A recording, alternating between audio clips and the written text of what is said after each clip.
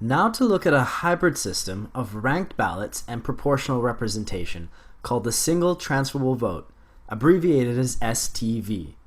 It's also referred to as choice voting and has been dubbed the most sophisticated of all electoral systems by the International Institute for Democracy and Electoral Assistance, and was actually twice up for vote in British Columbia. Let's check it out. The core concept of STV is the idea of multi-member ridings. This is how proportionality is achieved at the local level by ensuring that all votes contribute to the result, not just the winning votes. In fact, Canada has had multi-member ridings in the past, so this is not something new or foreign to our country. But for most of us, single-member ridings are all we have ever known. However, our current system comes with the pitfalls of minority rule, where for many Canadians, their MP is someone they didn't vote for. This is not true representation. However, if we allow for multi-member ridings, then more Canadians now have a voice in the House of Commons. So how does STV work? The mechanism that allows us to decide who wins in these multi-member ridings is the ranked ballot, which we covered as part of the alternative vote in my second video, and in which I listed all my grievances with as a standalone system. And this is the important distinction. STV is immune to the downfalls of the alternative vote due to the multi-member ridings. This combination allows for the election of local MPs who adequately represent the makeup of that electorate. Current models project good proportionality with 5 to 7 MPs per riding, so with that in mind, let's see how it plays out. Each voter has a single vote, and they express this by indicating their preferences for candidates by ranking them. This ranking of candidates allows you to vote for your preferred choice without worrying about vote splitting. And because it's a multi-member riding, parties can run more than one candidate, allowing you to signal your support for various members. So the counting kicks off with tallying the first choice ballots. In order for a candidate to claim one of the seats in the riding, they must meet a certain percentage or quota of the vote. The formula is pretty simple. All we're doing is ensuring that the number of votes required to win a seat reflects a major division of the electorate. So in the first round of tallying, any first choice candidate that meets this quota is allocated one of the seats. Now we start accounting for the second choices on the ballot. If a winning candidate has more votes than they need to meet the quota, then these excess votes are transferred to each of those voters' next preference candidate, so that each vote is fully used.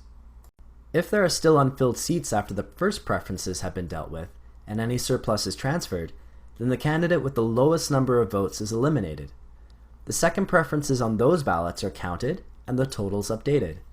Any candidate that meets the winning threshold is declared elected. This process continues until all of the seats are filled. This results in a riding with MPs who actually represent a diversity of the population. They speak not just for one group of voters, but for several. This is perfect, as it will encourage compromise in the legislature. They are not beholden to just one group of voters. This also encourages a moderate and stable House of Commons. Fringe parties, which represent only tiny parts of the population, do not have any power. The interest of the country as a whole is considered, and the resulting government would be a coalition, with the parties having to strike a balance of power. One of the most appealing features of STV is that it achieves proportionality at the local level. There is no need for a two-tier system of politicians.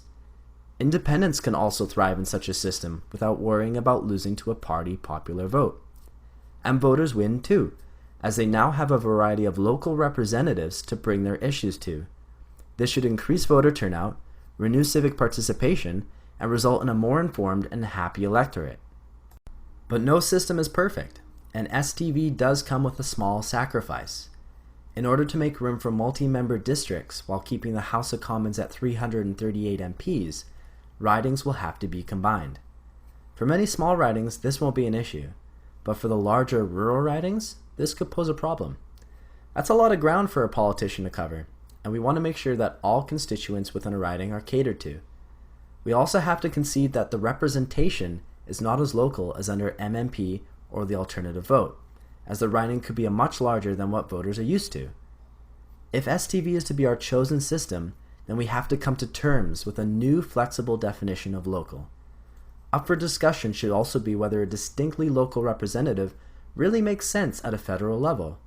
Perhaps what is actually needed are regional representatives with local constituency offices. That way voters can still feel like the regional reps are involved in their community. Another issue are ridings whose populations are not large enough to merit more than one representative. The most striking examples are the territories. With these single-member ridings, we have to concede that STV is not possible. So with ridings such as these, they would most likely participate in a standalone ranked ballot. It's not ideal, but it is a relatively minor offense when we consider the benefits STV will have as a whole upon the country. So let's see how the system stacks up against my original 4 requirements. Voting your conscience is easy due to the ranked ballot protecting your vote, and the presence of the multi-member riding ensures that your vote counts now more than ever in electing one of your representatives. This system also ensures that local representation, albeit in a larger regional sense, is provided, and that popular support closely translates to representation. This could be the voting system that Canada deserves. But will we get it? That's a tough question to answer, for STV faces some uphill battles, the first of which is a misunderstanding of what it actually is. Many advocates of voting reform assume the system consists solely of ranked ballots, mistaking it for the alternative vote, and assuming that it falls victim to all of that system's downfalls. I myself was once part of this group, as there is a serious lack of distinction by commentators when writing about it. Next is the idea that this system is too complicated. This one receives an epic facepalm from me, but several others hold this opinion, so I feel I should address it. The problem of complication comes from the fact that STV uses a formula to determine the quota of votes a candidate must reach to be elected. Never mind that it's a simple combination of division and addition. The inclusion of math in something so important as a voting system sends people into a tizzy. Transferring excess votes from winning candidates to the next preference also seems to confuse commentators. I'm not opposed to making our voting system simple and easy to understand. In fact, the voter has to do no math whatsoever. The ballot is easy. You just rank the candidates in the order of your preference. Election officials take it from there. And all of this should be easy as we live in the computer age. Computer voting would make STV one of the easiest things possible by ensuring an easy-to-read ballot and adequate instructions on ranking your candidates.